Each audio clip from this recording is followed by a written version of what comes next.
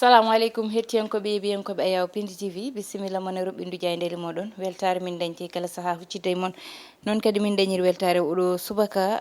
allarba hannde koyɗen yo Allah waɗanen jaam goto fof salminama e inde ko noon manama e jettoɗe serenɓe men jittaka e laal gotol calminama juurama berta juuɗe e ñaga duwaw yuppo e Sénégal aduna foof brosa holden caggal jaam dumo e nder leydi meɗen Sénégal ɗum noon hettiyankoɓe biyankoɓe ne jeeya ko ɓuuri tengtude e jaydel ɗi kongude gardiɗole ndi faade e Palestine nane jaydel ɗi ha tengte accident mawɗo mo ganduɗa dañi toon to Taset ha woodi wasɓe hen pittali mumen woni tracteur janɗo e sukaɓe e goɗɗum nani hen ha banggue dawrugol ha joni woni Ousmane Sonko ƴettiti ko ganduɗa kañum woni crève de faim muɗum joni wonta so Allahu lamɗo jaaɓi. noon tigui hettiyankoɓe yewiyankoɓe gudditiren e jayde gendire le soleil on jii le soleil e oɗo subaka kañum kay udditi tan ko faade oɗo gorka joɗoni ɓonni lafandanewa gardiɗo leydi ndi tigui kanko noon o addi tan miijo makko hakkude Palestine e Israël ɗum ɗon noon ko wuyde tan yo état ji ɗiɗi darne ɗiɗon état ji ɗiɗi noon goto fo waɗa respecté goɗɗo wo ko goɗɗum ko ganduɗa yeteɓe kaali hen faade tan e banggue kay islamophobie woni ɓe ganduɗa jiiɗa l'islam walla jiiɗa nande ko faye l'islam ɗum ɗon noon kanko o wi o yadani hen hay lawol gotol o arti kadi konngudi goɗɗi woni tan faade wadde walla wadde investir to banggue jangde garen ha joni jayde besbi le jour noon ari tan ko ha joni wi état kay nani wi ñett kañum ne sali kono noon Ousmane Sonko kañum ne ɗo fawno koyngal mum fawtani ɗum saabu noon o ruttima e banggue tan fawde hoore makko heege walla tan hadde hoore makko ñamde ɗum ɗon noon woni grève de faim oɗon e konngudi makko ko wiide tan ko wallide ɓeɗo sukaɓe rewɓe ɓe ganduɗa kay oɗo saahaɓe pawama juuɗe te noon ko rewani lawol woni tan darinoɓe gam waddemo défendre ha joni tan ɓe ganduɗa kamɓe goni AGE ɓe mbaɗi décidé kay faade winode aɓe mbaɗa récusé ko faye maire mo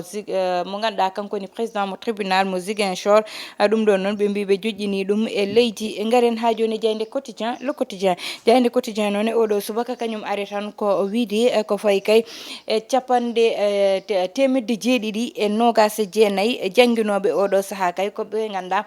ko ngakkuɓe walla tan ko sohlaɓe e nder leydi ndi foof ɗum ɗon noon woni ko ganduɗa ɓe dawri ɗum ɓe mbi to diwan mo Kolda ɗum ɓe ngakkira kono kadi ko fayi to diwan mo Tamba Matam e ko way noon kamɓe fof koɓe ngakkiraɓe noon jangguinoɓe oɗo saaha ɗum ɗon noon ne foti wonde ko ganduɗa kay ine ƴewte saabu no école o ummori ni wona ko fewi ɗum kay jayde quotidien dawri e oɗo subaka garene jayde les échos noon kañum ari tan ko wiide kay oɗo saaha holko saabi kanko Ousmane Sonko o ƴettiti grève de faim makko ɗum ɗo noon ɓe garti hen e nder jayde nde ha tengti kay kanko oɗo mo ganduɗa woni Ousmane Sonko ko fayi kay hakkude makko oɗo mo ganduɗa woni Mambay Niang ɗum ɗon noon ma tan ƴeewe ko fayi 26 lewru octobre ɗum noon toon to cour suprême wonata garene jayde source a noon e oɗo subaka on ji ari tan ko wiide oɗo mo ganduɗa woni Farba Ngoye Mamadou Sall kamɓe tigui joppa peɗeli faade ko kewi toon ko ɗum ɗon noon ko wadde gaz tan ɓe ganduɗa yete ine garno e ko ganduɗa ko kañum woni toon to diwan mo Matam mo ñalawma walla tan mbiyen nden dental manggal bannogal toon dental ngal ɗon noon wonno ɗum tan ko oɗo mo ganduɗa kanko woni maître Malick Sall kanko maître Malick Sall noon nde o ari e nder salle oɗon gam tan haaldude militant ji makko ko ndihen tigui woodi natɓe toon nete ne mbaɗi enkagulé manane cuuɗi jeese mumen kamɓe noon mbaɗi toon gazé kuɓɓi toon walla tan mbiyen mbaɗi gazé yimɓeɓe mbaɗe mumen pompe ji gaz ɗiɗon pompe ji noon addi caɗele hewɓe ɗum noon joppa peɗeli tan ko Farba Ngom e oɗo mo ganduɗa woni gonnoɗo jagorde woni Mamadou Talla ha joni tan ɓe mbi kanko oɗon kay won tigui nagganɓe mo koyɗe ha tiiɗi ina jeeya hen oɗo mo ganduɗa woni Daouda Harouna Dia woɗɓe ɓe ganduɗa kay woni maire mor mo Ogo e oɗo Abou Diallo mo Balel kamɓe ɓeɗon ne koɓe nagganɓe mo koyɗe ha tiiɗi toon to ganduɗa woni diwan mo Bokki Diawe ha tengte oɗo biyeteɗo Kalidou Wague ɓen fo noon ko ɓe ganduɗa nani nagganimo koyngal kono noon wonɓe ganduɗa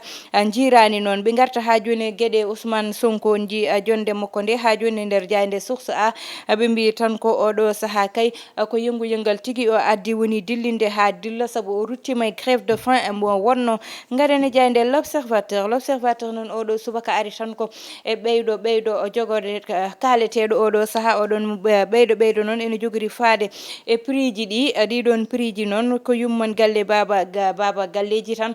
jogori ɓurde tinde ɗum saabu noon so barimo pétrole o ɓeydi ko heewi ma ɓeyde saabu oɗo saha to banggal mburu nani haale e ko way noon kamɓe sisi ɓe job ɓe ne ɗo joni koyemoɓe koko uddi faade tan oɗo mburu biyeteɗo ma ɓeydu walla ɓeydata kamɓe noon ɓe mbi tan ko soɓe jinno ko rokkede ɓe pawa hen hayso ko bus sappo ɗi ganduɗa yete ma wallitɓe e frais ji ganda aɓe dondi ɗum ha joni tan garten e gueɗe goɗɗe woni oɗo saltigue mo ganda kañum kay ko nanggaɗo to banggue trafic fo biye ɗum ko Keur Massar ha joni tan to ganda woni yete to Guédiawaye kamɓe sukaɓe haɓannoɓe ha goto wasi en fittandu muɗum ine fayi noon e tan nawetanuji dañnoɗi ɓe mbi noon oɗo saaha autopsie koreji cukalel ngel fadata ha joni garene jayde tribune ɓe mbi kay ministre des finances oɗo saaha kay holi Sénégal mo haalata holi Sénégal mo joppi feɗindu holi Sénégal mo wi woni koye jaam walla woni koye ko ganduɗa ko kañum woni welema wona Sénégal o mo ganduɗa yete ma taxe uji ɗi ina taxe uji ɗi ñande fo ɓeydo wona Sénégal mo ganduɗa goto fo haade wattade walla hirto ma doga ha tampa ɗum ɗo noon woni konguɗi ɗi ganduɗa kamɓe tribune ɓe gaddi ɗum caggal nde jagorde nde ɗo dari tan gam hollidde Sénégal kay koko ganduɗa nani lawol émergence garen ha joni jayde direct news noon undi jonde Serigne Abdou Mbacké Bara Dolly o suuti kongude fanude tan eko fay e loi mo ganduɗa ɓe jogori addude ɗum oɗon projet de loi noon wiidemo tan kamɓe kay nde ɓe ƴewti ko fay ko faye projet de loi paaɗo e banggue élection ji ko way noon kam ko noon ɓe jii tan walla yiyandemo ɓe woni ko kala yoɓe mbat yoɓe ɓennin toon to assemblée loi mo ganduɗa kala jiɗɗo wonde candidat walla kala jiɗɗo ƴettude fiche de parrainage ya waɗor déposé ko ganduɗa kañum woni caution ma sa timmini parrainage oɗon kalis o wona caution ma kono sa timminani oɗon kalis wona ko ganduɗa kay a ruttetake ɗum kono so tawi neɗɗo o kadi ko candidat wonno wasi fittanu muɗum tawa eɓe mbawa dirtinde élection ji ɗi ha ɗeɗon gueɗe ɓuuɓa ɗum ɗon noon o arti faade tan Ousmane Sonko cokaɗo wiidemo tan Ousmane Sonko place muɗum wona to prison to yettete noon kala ko mayimoɓe mbat ɗum kono noon o arti député ji tahawu ɗi ganduɗa yete ndeɓe mbaɗi démissionné tahawu Dakar ɓe garri kay koye ɗo ganduɗa ko kañum woni tan gari tan koɗo ganduɗa ko ɗon woni yete kamɓe ko ɗon woni e bureau mabɓe oɗon bureau noon ɓe mbino aɓe natta de kamɓe noon ɓe cali ɗum saabu noon e yiyande mabɓe tan koɓe ganda koɓe janfiɓe yeewi askan wi garene jayde libération noon kañum ari tan koye accident oɗo mo ganduɗa dañi oɗon accident noon toon to taset dañi ko tan camion ben mawɗo yani sukaɓe walla tan e classe ha tan ɓeɗo sukaɓe woodi hen wasɓe pittali mumen e dañɓe gañandeli muusi e woodi mo ganduɗa kañum e tarɗi muɗum wonni ko taƴa henete garene jayde stade coftal balli udda sadamal e oɗo subaka jayde stade noon ari tan ko kañum e match dañnoɗo wiide tan Sénégal dañti confiance e hoore muɗum caggal match mo dañi oɗo ɓennuɗo ɓe mbi to banggue défense noon hakkude Crépin e tan Jacobs ɗum noon koko ganduɗa ne wawi wonde tigui ɓe gaari kadi e tan ko fayi e milieu terrain o ɗon ne ɓe mbi kay aɓe dañi hen yakare joni guddan hello noon tigui hettiyankoɓe ɓiyankoɓe gueɗene hello meɗen wongo garaten ko jayde quotidien are oɗo subaka wiide tan ko fayi e tan udditgol école ko heewi ne manki hen ko noon woni jangguinoɓe saabu ɓe mbi ko tolni toon to diwan mo Kolda ko tolni temedde jeeɗiɗi e nogas e jeenayyi woni 729 enseignant ko ɓen goni ko manki e tonete ɓe mbi to diwan mo Tamba ko tolni temedde jeegom e capanɗe joyyi woni 650 woni ko ɓe ŋakkira ko fayi to ganduɗa ko kañum woni kay to diwan mo Matam e to ganduɗa ko kañum woni e banggue sarsaraji ɗi toon ko tolni temedde joyyi e capanɗe jeegom e nayyi aɓe cohli ɗum to ni jannginoɓe ɓe mbi noon ina sikkani école o ma wot ko ganduɗa ete ma uddu dame mumen wonɗi classe uji ganduɗa ma uddu kono ma wot école aji ganduɗa jiyata jannginoɓe ɗon noon namdal ma ara woni holɗo probléme o woni ha hande wayno ko banggue janngingol koko hollita caggal saabu hande ɗeɗo limore fo heewi saabu so ƴeewama ko tolne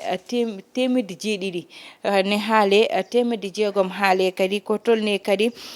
temedde joyyi e capanɗe jeegom e nayyi ɗum ɗon fof woni ɓe ganduɗa ko mankuɓe e jannginoɓe ɗum ɗon hande hulɓinima holɗo probléme o woni e kadi holko saabi ɗum ɗo manque ɗonne ko namdal manggal ngal ganduɗa autorité ji ne poti darade adda hen ko ganduɗa ko kañum woni réponse aji woni tan adda hen jaabowol yimɓeɓe paama holko saabi ɗum ɗon manque beele ko yimɓeɓe goni ɓe mbaɗani déposé walla beele ko yimɓeɓe goni nattuɓe wadde déposé ɗum ɗon foof ne foti andede kono dal en tout cas ko wawi hen haalede fof kam ƴettude laaɗe ɗe ne wawi wonde hen impact baɗɗo hen fayida ne wawi wonde hen raison baɗɗo hen fayida saabu ko ƴeewete ko yahata ko limete hen ko rewɓe joyo walla lime hen sukaɓe ɗiɗo walla lime hen rewɓe tato walla temedde ɗiɗo worɓe lime ko debbo goto limete hen walla ɗiɗo te ko ummoto e Sénégal ko heewi ha woro suka worɓe fof nani jaaha ko ɓuuri hen hewde nani yaha te ɓeɗon yahoɓe hewɓe ko ɓittuɓe diplôme aji mumen hewɓe ko ɓittuɓe bagage uji mumen hewɓe ko ɓittuɓe ko ganduɗa woni jonde mumen année par année ƴetta nanna ɗum e sac wiya ne yaaha ina yiiloyo walla ina yaaha ina nanna hoore muɗumen laaɗe gam yaade yiiloyade goɗɗum ƴeewe totte yeeru e ɓe ganduɗa kamɓe goni wonɓe e mairie ji ɗi kamɓe collectivité locale uji guila nden ha joni aɓe nde grève yiyaka kalɗo hen yiyaka hen haydara ta aɓeni e grève lundi ha lundi ɓe liggoto saaha ɓe mbiya oɗo lundi min diwat min paaya lundi oya yimɓe cohla dañde extrait ji mbawata dañde ɗum saabi ɗum ko ɓe goni koye grève guila nden ha joni ala hen kalɗo walla jaabiɗo hen walla tan garɗo wiya goppe mbaɗe ni walla mbaɗire ni ɗum ɗon hande kamɓe janguinoɓe ko hen ɓe jogori notitoyade saabu ko solidarité wonata hakkude mabɓe kamɓe syndicaliste uji goɗɗi gara notto hen wona année scolaire mo ganduɗa kadi fuɗɗorto ko grève aji e ko way noon ko wawi hen wonde fof kam ko yewtere safrata ko woni foof yo ƴeewe guilay law école uddi ko tolne lebbi tati ɗiɗon mataw ne wawno ƴeewede no waɗira recruté no solution ji jiitira ha ko ngakki ko foof walla ndeɗo limore foof yimɓe mbasa yettade hen hettiyankoɓe ɓen koɓe ɗon guddirtan roɓɓindu jayndeli meɗen tottude won aadi gongol e fadde e commentaire uji moɗon ko ganduɗa ko kañum woni yiyande moɗon ononne yeeɓiyankoɓe ko banimon debbo Aissata Ndiaye wonno heɗano e banggal caméra ko Djiby Dia to montage ko Ali Fall